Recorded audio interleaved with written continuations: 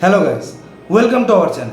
14 जुलाई 2023 को 2:35 पे हमारे देश ने इतिहास बनाने की तरफ एक और कदम बढ़ा दिया है, क्योंकि इसी दिन हमारे इसरो ने अपना एक स्पेस प्रोग्राम चंद्रयान 3 को सक्सेसफुली लॉन्च किया है, जो 23 अगस्त 2023 को चांद की सतह पर लैंड करेगा।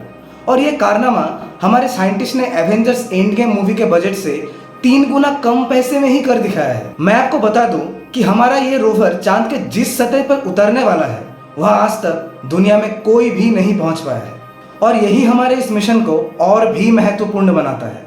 लेकिन अब सवाल ये आता है कि कैसे ये रोवर चांद के सतह पर लैंड करेगा, और इंडिया ये स्पेस रेस में क्यों लगा हुआ है, क्यों ये इतना इंपॉर्टेंट है हमारे देश के इकोनॉमी के लिए।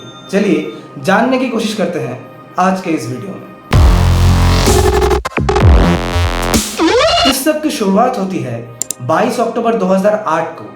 इसरो अपना पहला मून मिशन चंद्रयान 1 लॉन्च करता है। यह मिशन सिर्फ एक ऑर्बिटर मिशन था। इसका मेन पर्पस था चांद की मिट्टी और वायुमंडल का जानकारी प्राप्त करना, और इसने 2008 से 2009 तक सक्सेसफुली काम भी किया था। लेकिन उसके बाद कुछ टेक्निकल इशू के लिए हमने चंद्रयान 1 से अपना कनेक्शन को लूज कर दिया।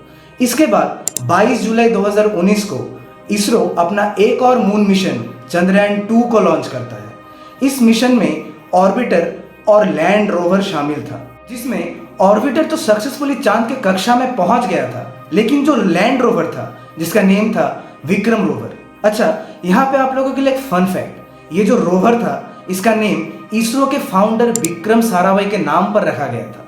ये लैंड रोवर के साथ हमारा कनेक्शन चांद की सतह पर लैंड करने से कुछ सेकंड पहले ही टूट जाता है, और इस वजह से वो सॉफ्ट लैंडिंग नहीं कर पाता, मतलब चांद की सतह पर क्रैश हो जाता है। अब इस मिशन की फेलियर के बाद इंडिया 14 जुलाई 2023 को अपना थर्ड मून मिशन चंद्रयान 3 को लॉन्च करता है। लेकिन इस बार मिशन में कुछ बेसिक डिफरेंसेस है एंड कुछ चेंजेस किया गया है, ताकि इस बार ये मिशन फेल ना हो।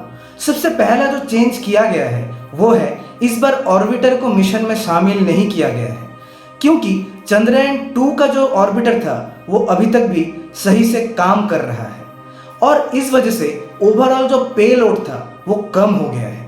दूसरा जो सबसे बड़ा चेंज किया गया है वो किया गया है लैंड रोवर के लैंडिंग सिस्टम को डिजाइन करने में।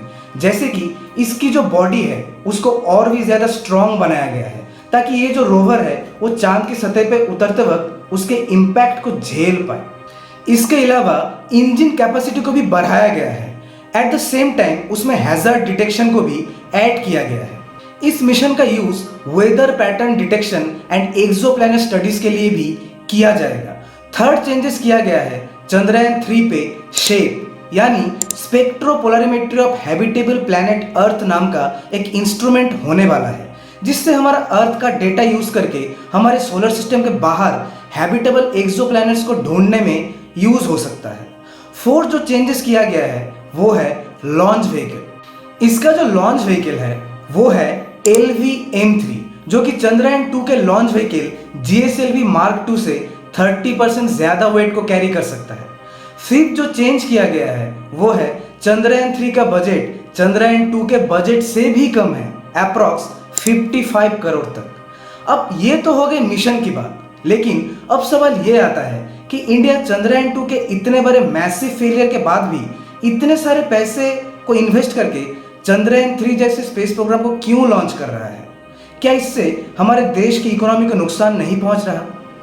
नहीं, ऐसे स्पेस प्रोग्राम से हमें बहुत से फायदे होते हैं। सबसे पहला फायदा है कि हम इस सैटेलाइट से हमारे देश के बॉर्डर और हमारे दुश्मनों पर बाज की नजर बनाए रख सकते हैं। दूसरा फायदा है कि हम वेदर को भी प्रेडिक्ट कर सकते हैं, जिससे कि कोई भी नेचुरल कैलेमिटीज से बचा जा सकता है, जिससे हमारे देश के फार्मर्स अपने प्रोडक्टिविटी को भी बढ़ा सकते हैं। एंड ऐसे सक्सेसफुल स्पेस प्रोग्राम से हमारा इसरो दूसरे देशों के सैटेलाइट को लॉन्च करके उससे पैसे भी कमाता है, जिससे कि हमारे देश का इकोनॉमी बूस्ट होता है। एंड इसके और भी अनगिनत फायदे हैं, तो ये हमारे देश के लिए हर तरीके से फायदेमंद ही है। लेकिन अभी सिर्फ हमारा मिशन का पहला चरण ही सक्सेसफुल हुआ है।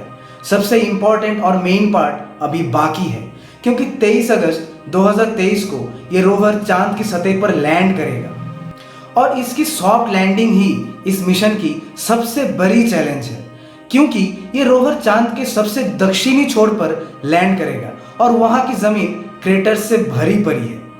और अगर ये सक्सेसफुली लैंड कर पाता है तो इंडिया दुनिया की सबसे पहली कंट्री बनेगी जो चांद के दक्षिणी भाग को डिस्कवर करेगी। और ये एक बहुत ही बड़ी रेवोल्यूशन लाएगी हमारे आने वाले स्पेस प्रोग्राम के लिए, जिससे कि दुनिया की नजरों में इसरो का स्थान और भी ऊंचा हो जाएगा। और ये हमारे देश के इकोनॉमी से लेकर जियोपॉलिटिक्स तक के लिए बहुत ही फायदेमंद साबित होगी।